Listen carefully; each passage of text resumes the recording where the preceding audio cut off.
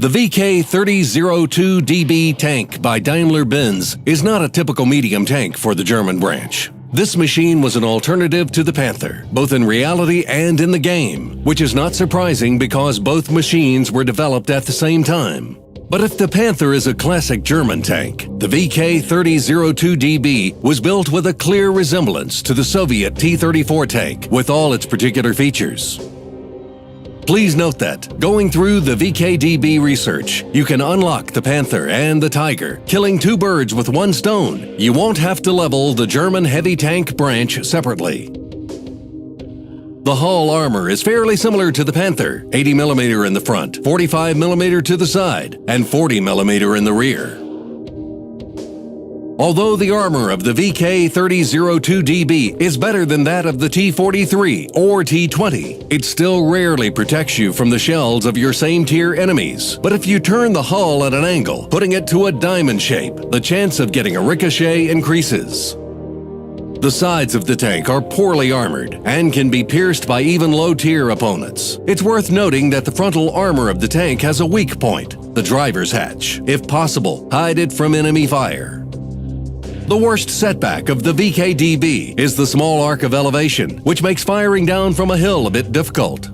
The tank's turrets are worth a separate study, as many players prefer to go for the stock turret with a 75mm long barreled gun.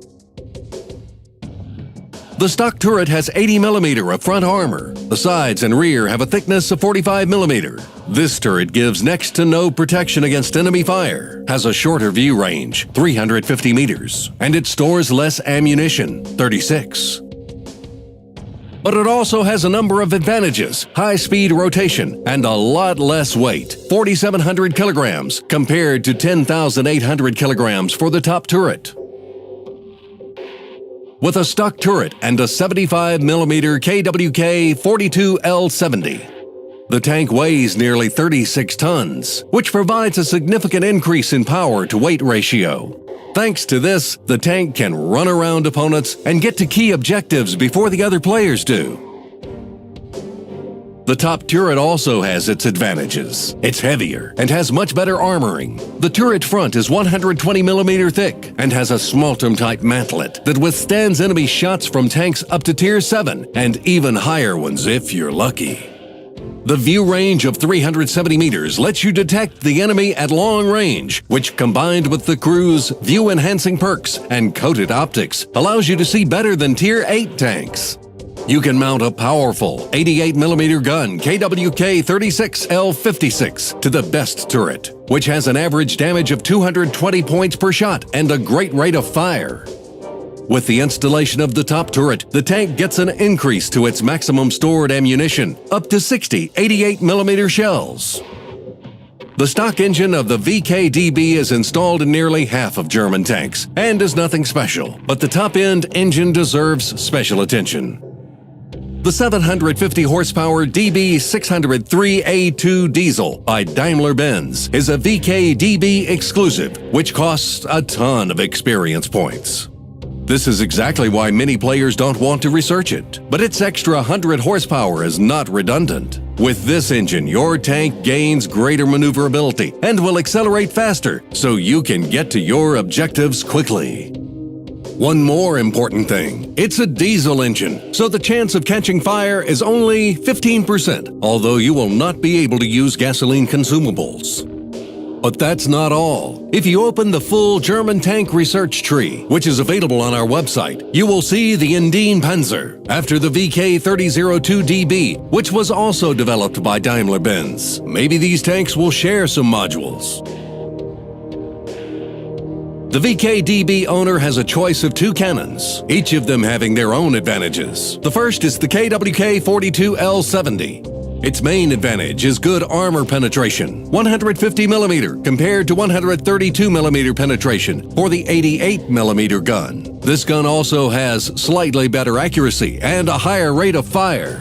It is perfect for firing at an enemy vehicle's weak spot. The main disadvantage is the low per-shot damage of 135 points, which reduces the total damage per minute to about 1,400 points. The 88mm cannon has less penetration, as mentioned before, but it has great per-shot damage of 220 points, and its lower penetration is compensated for by a higher fire rate, which provides very good damage per minute, about 1900 points. This gun's penetration is sufficient to combat Tier 7 vehicles. But in order to punch through the armor of Tier 8 or Tier 9 tanks, you will have to shoot the sides, rear, or other weak points of the enemy. We are finished with the weapons. Now we will say a few words about the layout of the tank, which, in this case, is a little unusual for a German vehicle. The layout of the tank was modeled after the Soviet T-34, but the VK-DB was cured of some of its flaws. The fuel tanks, in contrast to the 34, are located in the engine transmission compartment at the rear of the tank, and not in the crew cabin. The crew itself is laid out to standard. Driver on the left, radio operator on the right. The gunner, commander, and loader are located in the turret. The main difference from the majority of German tanks is the transmission location. The VK-DB has it installed in the back, so it is impossible to set the tank on fire from the front. We have reviewed the technical characteristics and the module configuration of the tank, so let's switch to the battle tactics for this machine. The VK3002DB is a medium tank. Its main purpose is to capture key points on the map, spot enemies, and support Allied heavy tanks. The VK-DB easily handles all of these tasks. With its powerful engine and high top speed, it can travel quickly to key places on the map, outrunning the enemy, and its 370 meters view range allows you to spot an opponent before they can even see you. Let's discuss tactics for different map types in two cases: when we are in the top of the list of players and when our VK-DB is lower on the list. When the VK3002DB is at the top of the list, proper use of the tank's strong sides lets you almost single-handedly destroy top enemy vehicles, medium and heavy tanks alike. The main thing is to know the weak points of the enemy tanks. Here are some examples. The IS can be pierced through the turret front, the lower armor plate, the commander's cupola. The Porsche Tiger can be pierced through the hull cheeks, bottom armor plate, and the commander's cupola. Using your knowledge of these weak points, you can take full advantage of the 88mm cannon's penetration. When in battle, you should be the first to occupy key locations, and by doing so, you'll be able to spot enemy vehicles, deal damage, and divert attention. But if you see that you're left alone on some flank, don't try to make a last stand. In this case, it is best to seek assistance or move to a more secure position where allies are located. But sometimes it's better to act in another way. If you have spotted enemies and they are tanks from the top of the list, retreat is not always the best option. In this case, try to assess the situation. Determine where your artillery is aiming and how far away other Allied vehicles are, and try to stop the enemy by using the terrain or other obstacles that will protect you from enemy fire. If your opponent is of a higher tier than you, it is better to immobilize him. Knock his tracks off, allowing your allies to easily destroy the enemy. Yes, this tactic is risky, and it's very likely that you won't survive. But if you can hold back the advance of the enemy, your allies will have time to react and destroy the enemy tanks before they can push to your rear and begin to capture your base. You will have to act a bit differently on a city map. Typically, these locations are smaller, and the battles are fought in quite a different manner. A classic example is the city map Himmelsdorf. The walkways and narrow streets are where the enemy heavies almost always have their fronts turned our way. Here, you can make use of the top engine pros. Thanks to this, we, in contrast to the heavy tank, can quickly climb hills and get behind the enemies that are on the banana. In this case, your best bet is to cooperate with friendly medium tanks. Don't forget about analysis and plan of action. Always monitor how many medium tanks your team has and the enemy has, so you won't be left alone, surrounded by several enemy mediums. If the enemy has a clear advantage, then you should cover the friendly tanks so that your enemies can't easily destroy them. When meeting an enemy HT, do not stand alone trying to penetrate its armor head-on. Get help from teammates and deter the enemy before they approach. For example, knocking the enemy's tracks off and then hiding behind a house or other cover. Remember that an ideal plan of action does not exist. Always analyze the current situation and plan your actions to be one step ahead. You should also consider your options when you're at the bottom. You won't be responsible for a lot of the combat, but you can still change the outcome of the battle.